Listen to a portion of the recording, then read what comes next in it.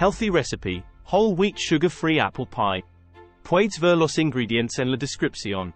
Preheat the oven to 180 degrees Celsius, 350 degrees Fahrenheit, and lightly grease a pie dish. In a large bowl, mix together the whole wheat flour, rolled oats, chopped almonds, cinnamon, and salt.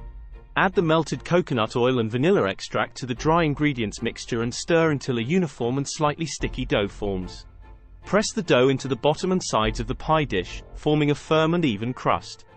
Arrange the apple slices on top of the dough, overlapping them slightly and forming layers until the entire surface is covered. If desired, you can drizzle a little honey or maple syrup over the apples to add some extra sweetness. Bake the pie in the preheated oven for about 35–40 minutes, or until the crust is golden brown and the apples are tender. Remove the pie from the oven and let it cool slightly before slicing it into servings and serving. For more healthy recipes, follow us.